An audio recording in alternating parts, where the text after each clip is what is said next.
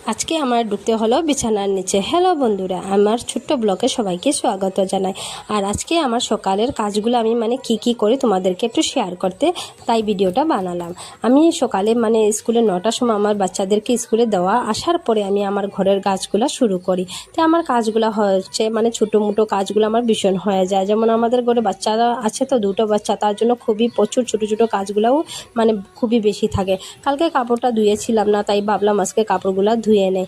আমাদের আশেপাশে মানুষগুলা বলবে কি তোমার ঘরে তো ফ্যামিলি নেই, এত কাজ কি তোমার? কিন্তু না, ঘরের মধ্যে ফ্যামিলির দরকার থাকে না। যদি দুটো বাচ্চা থাকে তো মনে করবেন যে ঘরের কাজ যাও খুবই বেশি হয়ে যায়। তার জন্য আমার কাজগুলো শেষ হওয়ার নামিল হয় না, ছোটো ছোটো কাজগুলো অনেকটা হয়ে যায়।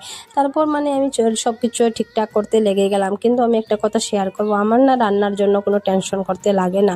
আগে আমার ননদ ছিল, যা বিয়ে হয়ে গেল, তার জন্য আগে সবাই মিলে কাজ করে নিতাম। এখন একা আমার কাজ করতে হয়, আর রান্নাটা আমার করতে হয় না, কারণ আমার শাশুড়ি মাই রান্না বান্না করে নেন।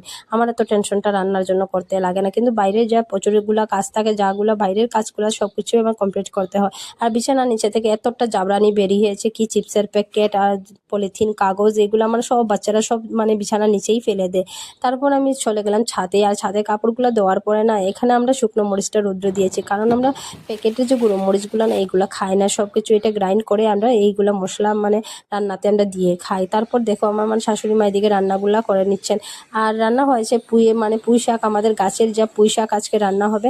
তারপর এসে গেল একদিকে জল, তাই জলটা আমার তুলতে হয়। আমাদের তো সাপ্লাই, তার জন্য সাপ্লাই জলটা আমার তুলতে হয়। তাই আমাদের উঠোনটা বড় হওয়ার কারণে না, আমার একটু দূরের থেকে এনে আমার জলটা ডালতে হয়। আর এর মধ্যে কি জানো, 1 ঘন্টা 1.5 ঘন্টা লাগে যায় জলটা তুলতে। আর জলটা আসে কি একদম আস্তে আস্তে জলটা আসে, তার জন্য একটু লেট হয়ে যায়। তারপর চলে আসলাম পুজো করে। আর পুজোটা কমপ্লিট করার পরে না, আমি টেনশন করছিলাম। আগে যে আমি বিছানার নিচে ঢুকেছিলাম, কারণটা হচ্ছে জানো, আমার 1100 টাকা আমি কালকে কোথায় রেখেছিলাম তা ভুলে গেছি। তার জন্য আমার সব কিছু মনে করলাম যে যা সব কিছু পরিষ্কার করে নিই, আর হয়তো টাকাটা পেয়ে নিতে পারি, কিন্তু পেলাম না। তারপর আমি পুজো দিতে এসে গেলাম। তাই পুজোটা দেওয়ার পরে আমি ঠাকুরকে না মন প্রাণে বলছিলাম যে আমি টাকাটা পেয়ে গেলে খুবই ভালো হয়েছিল। তারপর দেখো আমাদের ফুল গাছের সামনে না একটা কারকুল গাছ ধরেছে, যা খুব সুন্দর লাগছিল কারকুলগুলা দেখে।